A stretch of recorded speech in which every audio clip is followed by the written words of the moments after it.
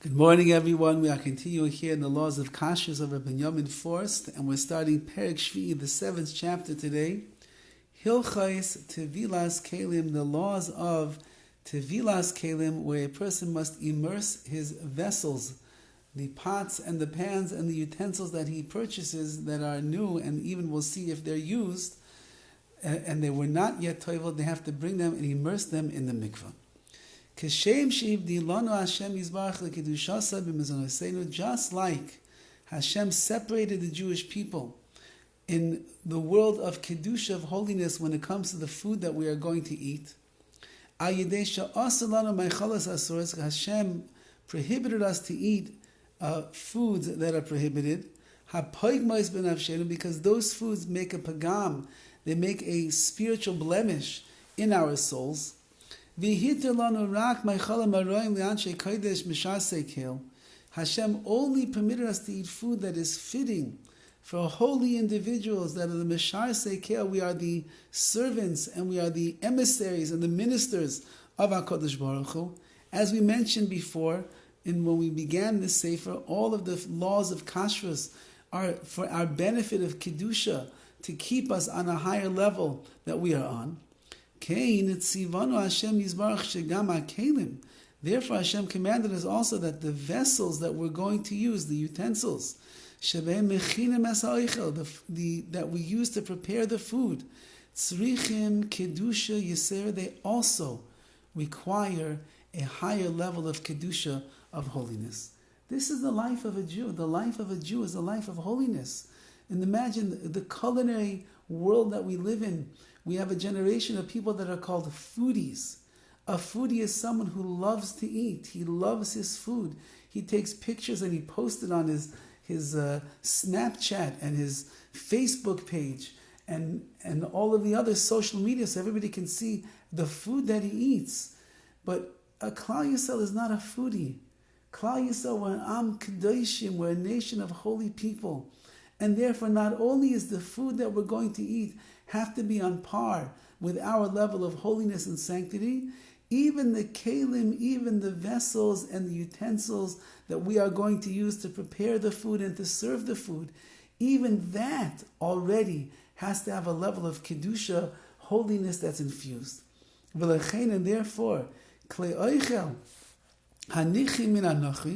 any vessel that you buy from a goy, from a non-Jew, tzrichim tevila, requires immersion in a mikvah, in order that it will leave the impurity of the non-Jew, and it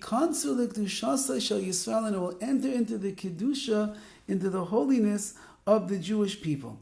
And therefore, says Rav Forst, this is all the words of Chazal that he's quoting, and that is that there is an impurity that is placed into the kelim, into the vessels that are made by the non-Jew. We can't have that impurity in our lives, and therefore we need to remove the tumah and bring it into a world of kedusha. And he writes over here from the Taz, Shatevila lahavir mimenu atuma. The reason that we immerse our vessels is to remove the impurity, ulachnisai b'kedusha shel Yisrael, and to bring this vessel into the holiness of the Jewish people. Lefi shebacharnu Hashem Elokim l'nachlasai, HaKadosh Baruch Hu chose us as His inheritance. V'ivdilanu min atayim, He separated us from those that go astray.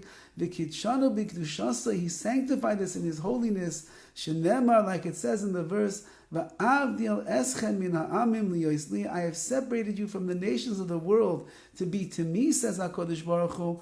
And it says further, V'yiskidashtem, you will be holy, V'yisim kedoshim, and you will be a holy nation.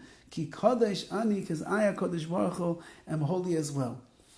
And therefore he writes, Dugmas ger hanichnas the kedushas Yisrael.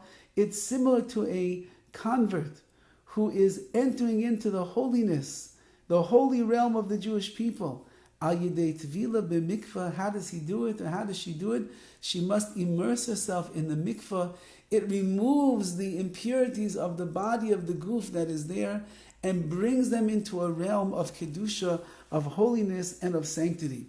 Vehu masha kasem b'Torah HaKadosha v'parshas Klei Midyan, and this we will find next time, Be'ez Hashem, that we read in the verses in the Torah when it comes to the booty that the Jewish people won, or that they received when they won the war against the nation of Midian, and we'll see how the Torah speaks over there about the obligation to purify, to not to kosherize, but to purify and to make holy the Keilim, the vessels that we receive from the non-Jews. We'll see this, and again, keeping in mind, this is the sanctity of Klal Yisrael. In everything that we do, we find a way to elevate ourselves. Have a wonderful day and a wonderful Shabbos.